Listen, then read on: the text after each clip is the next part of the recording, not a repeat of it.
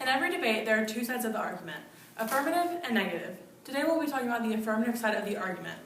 Affirm means to strongly agree with something or support it. So when you're affirmative, you're simply supporting or upholding the resolution.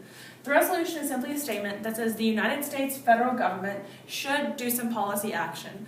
An example is that the United States federal government should decrease the regulations or restrictions that are on immigration to the U.S. When you are affirmative, your plan will have three parts. First being inherency, and that is the problems that exist now, or as we say, the problems in the status quo. Two is the plan text, and this is a proposed policy action. And three is your solvency, and this is how exactly your plan solves. When you also in your affirmative, you'll have several advantages, usually 2 or 3, depending on the type of affirmative that you're running. An advantage is simply a scenario in which your plan helps something.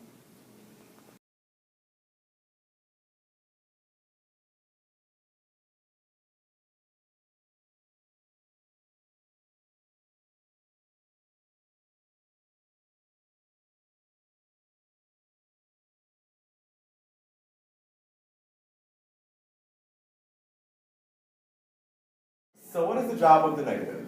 The root of the word negative is negate, which means to argue against. And there are multiple ways in which you can do that. The first way is the counterplan, which is essentially an alternative argument to the affirmative, which avoids the affirmative disadvantages. And essentially what a disadvantage is, it's a flaw within the plan that creates something bad. Another way in which you can argue against the affirmative is through case negative evidence, which is just evidence that is provided to argue against exactly what the affirmative says. Now, there are 2 other ways you can argue against the affirmative team. One is topicality and one is a critique.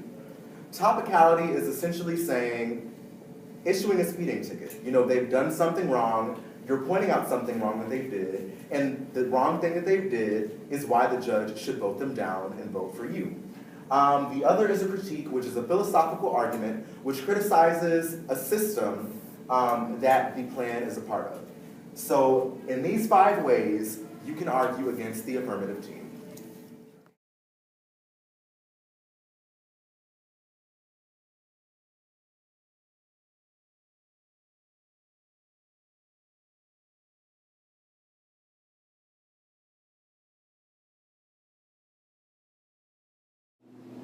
If you've liked what you've seen and want more information on policy debate, like and subscribe to the Airline Debate Team for updates.